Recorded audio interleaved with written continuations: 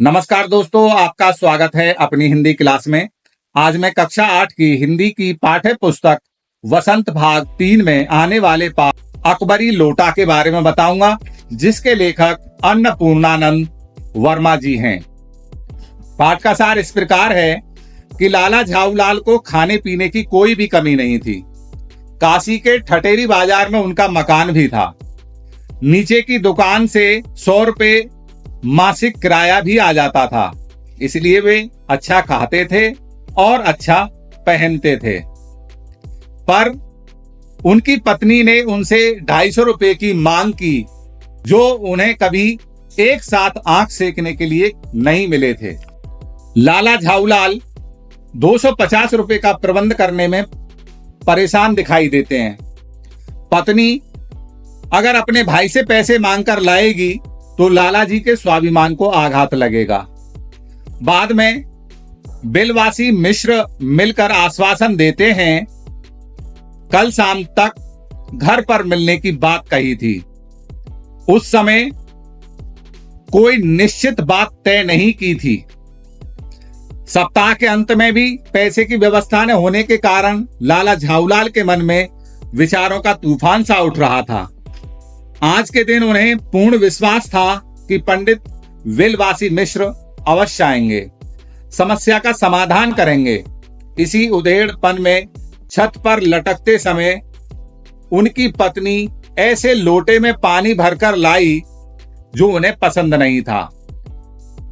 वे क्रोध कर रहे थे, किंतु क्रोध पर काबू रखने के लिए लोटे का पानी पीना आरंभ कर देते हैं।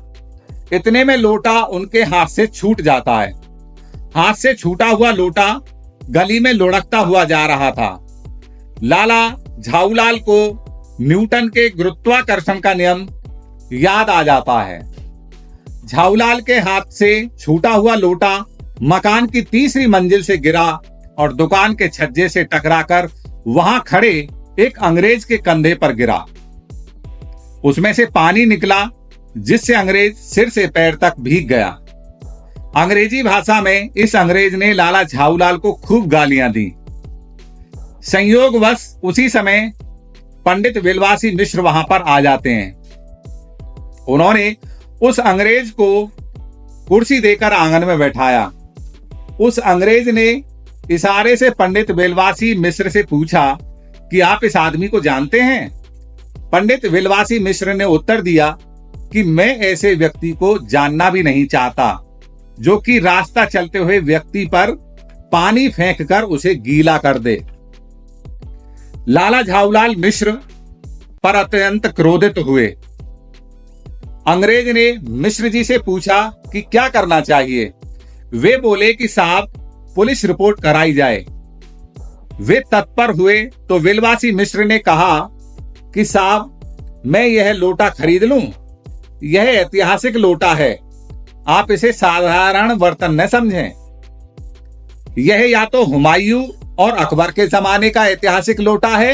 यदि किसी तरह म्यूजियम वालों को इसका पता चल जाए तो इसके अच्छे दाम देकर खरीद ले जाएंगे। न जाने ऐसा लोटा इस झाऊलाल के हाथ में कैसे आ गया। विलवासी जी ने लोटे की महिमा का ऐसा वर्णन किया कि अंग्रेज उसे खरीदने के लिए तत्पर तैयार हो जाता है। बहस करते करते नीलामी बोली की नौबत पर आ गई। अब यह तय हुआ कि जो अधिक पैसे देगा वही यह लोटा खरीदेगा। 50 रुपए से बोली आरंभ हुई, जो कि बढ़ते बढ़ते 500 रुपए तक पहुंच गई।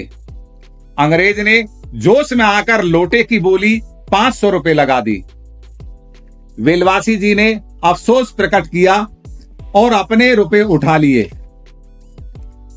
अंग्रेज इसे अपनी सफलता मान रहा था और सोच रहा था कि अब अपने पड़ोसी मेजर डगलस को नीचा दिखाएगा, क्योंकि उसने अपने पास जहांगीरी अंडे रखा है।